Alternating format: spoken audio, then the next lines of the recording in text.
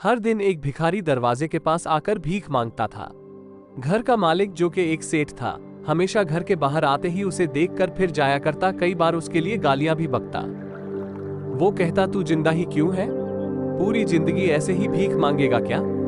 धरती का बोझ क्यों बना बैठा है? और कभी कभी उस भिखारी को गुस्से में वो धक्का भी मार दिया करता।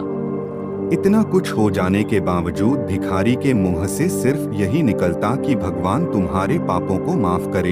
एक बार सेठ को धंधे में बड़ा नुकसान होने की खबर मिली। सेठ बहुत परेशान था कि तभी उसके दरवाजे पर वही भिखारी आया। गुस्से में अपना आपा खोते हुए सेठ ने उस भिखारी को पत्थर दे मारा।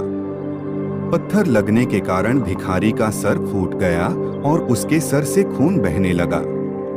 फिर भी दर्द से कराहते हुए भिखारी ने इतना ही कहा, भगवान तुम्हारे पापों को माफ करे। भिखारी वहां से चला गया।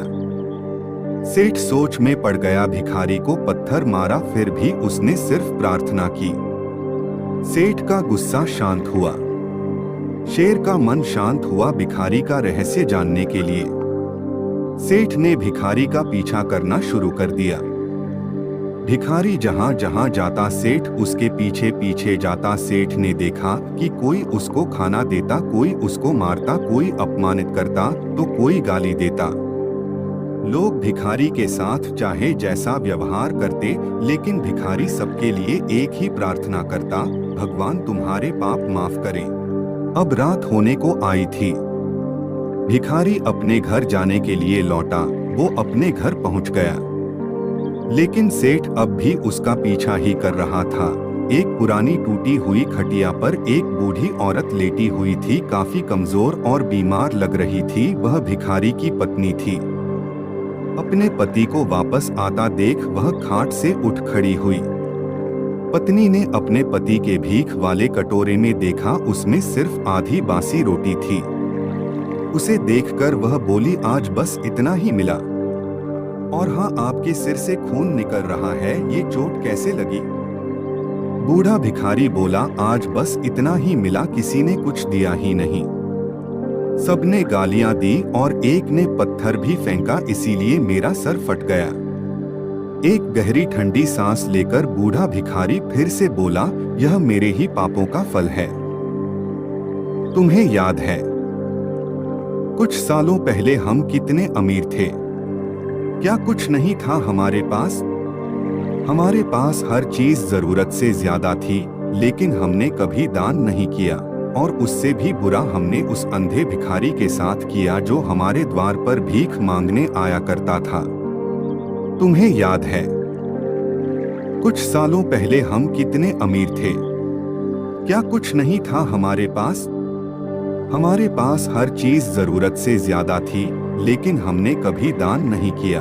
और उससे भी बुरा हमने उस अंधे भिखारी के साथ किया जो हमारे द्वार पर भीख मांगने आया करता था। भिखारी बोला, हाँ, उसका श्राप सच हुआ, इसलिए मैं किसी को बद्दुआ नहीं देता। चाहे कोई मेरे साथ कैसा भी बर्ताव करे, मैं हमेशा उसके लिए प्रार्थना करता हूँ। मैं नहीं चाहता कि कोई भी हमारे जैसे जिंदगी का अनुभव करे, किसी को भी हमारे जैसे दुखों का सामना करना पड़े। वो नहीं जानते कि वह कितना बड़ा पाप कर रहे हैं, इसलिए अनजाने में हुए पाप की ऐसी सजा किसी को भी मिले, मैं नहीं चाहता।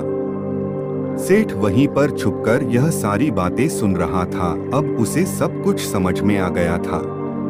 भिखारी और उसकी पत्नी ने वह आधी रोटी मिल बांट कर खाई और भगवान को धन्यवाद बोलकर सो गए। अगले दिन भिखारी फिर से भीख मांगने गया। सेठ के घर के पास जाते ही भिखारी ने देखा कि सेठ ने पहले से ही गर्म रोटी उसके लिए निकाल कर रखी थी और उसे देते हुए सेठ विनम्रता से बोला, माफ कर दीजिए बाबा, मुझसे बहुत बड़ी गलती हो गई। बूढ़ा भिखारी बोला, भगवान तेरा भला करे। इतना कहकर वह आगे निकल गया। इस कहानी से जो सीख लेने लायक है वह बड़ी ही सिंपल है कि आदमी चाहे किसी के बारे में बुरा कहे या भला करे, लेकिन भगवान सिर्फ कर्म के हिसाब से उसको फल देता है। क्या हुआ अगर भगवान नहीं दिखता है, लेकिन यह बात बिल्कुल सच है, उसके खाते में सबका हिसाब बहुत बहुत पक्का होता है। इसलिए जब किसी के लिए कुछ भी करो तो अच्छा ही करो।